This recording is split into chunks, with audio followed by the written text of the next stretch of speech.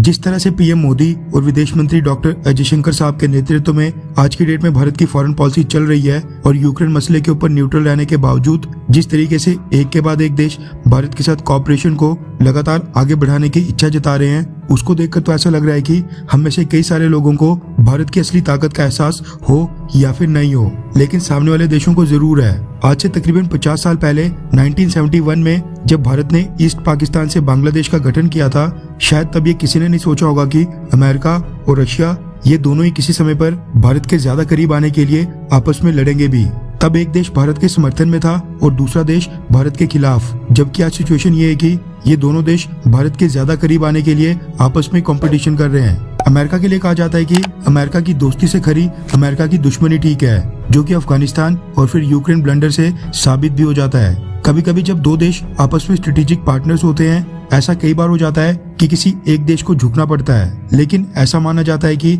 America अपने interest के लिए अपने अलाइज को भी धोखा देने से कभी पीछे नहीं हटता है। ये हमने रिसेंटली कुछ ही महीने पहले देखा जब अमेरिका ने फ्रांस और ऑस्ट्रेलिया के बीच चल रही $36 बिलियन की डिफेंस डील को कैंसिल करवाकर ऑस्ट्रेलिया को खुद ही न्यूक्लियर सबमरीन्स बेच दी, जिससे फ्रांस अमेरिका से बेहद ज्यादा नाराज हो गया था। अब एक ऐसा देश जो अपने फायदे के लिए फ्रांस जैसे 100 साल पुराने दोस्त को भी धोखा दे दे, वो अगर भारत के लिए इस तरह की स्टेटमेंट देगा, फिर विश्वास करना तो थोड़ा मुश्किल हो ही सकता है। दरअसल रशिया से हथियार खरीदने के लिए अमेरिका ने अब थक हार कर भारत के सामने झुकने के संकेत दे दिए हैं। अमेरिका के विदेश मंत्री एंटनी ब्लिंकन के सलाहकार और अमेरिका के टॉप डिप्लोमेट डेरेक चॉलेट, जो अमेरिका की फॉरेन पॉलिसी को फ्रेम करते हैं, उन्होंने कहा है कि यूक्रेन के युद्ध के बाद भारत का सबसे विश्वसनीय साझेदार रशिया नहीं बल्कि अमेरिका ही होगा और अमेरिका भारत की रक्षा और राष्ट्रीय सुरक्षा की जरूरतों को हर प्रकार से पूरा करने के लिए कोई भी अतिरिक्त कदम उठाने के लिए भी तैयार है। डेरेक चॉलेट ने पिछले कल स्टेटमेंट दी कि रशिया यूक्रेन में अपने ही सैन्य उपकरणों को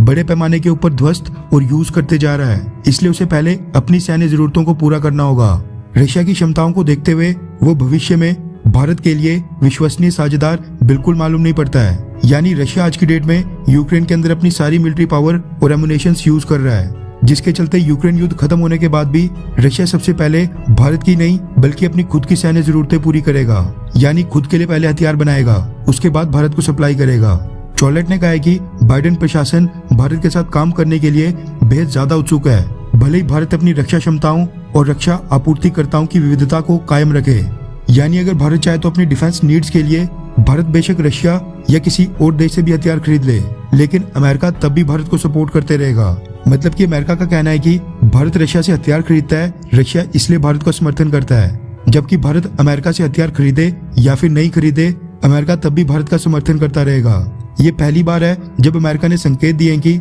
भारत चाहे तो रशिया से हथियार खरीद ले, क्योंकि आमतौर पर अमेरिका भारत के ऊपर हमेशा प्रेशर डालता है कि भारत रशिया के साथ कोई भी डिफेंस डील साइन ना करे। अमेरिका के विदेश मंत्री के सलाहकार चोलेट ने दावा किया कि रशिया की ओर से दिए गए सैन्य उपकरण, हथियार और डिफेंस सिस्टम समय समय के ऊपर फेल होते रहते हैं और नाकामी दिखाते रहे हैं, यानी रशियन वेपन्स अच्छी क्वालिटी के नहीं होते हैं। वैसे किसके हथियार ज्यादा कारगर हैं, अमेरिका या फिर रशिया के, इस पर डिबेट हो सकती है, लेकिन अमेरिका शायद ये भूल गया है कि रशिया ने जो हथियार भारत को दिए थे, भारत ने उन्हीं हथियारों की मदद से पाकिस्तान को अब तक युद्ध में 4 बार हराया है, जबकि पाकिस्तान के पास तो चारों बार अमेरिका समेत कई सारे वेस्टर्न देशों के हथियार थे। खैर, आपके अकॉर्डिंग कौन से देश के हथियार ज्यादा अच्छे और ज्यादा घातक हैं, अमेरिका या फिर रशिया के? नीचे कमेंट करके अपनी राय जरूर बताएं।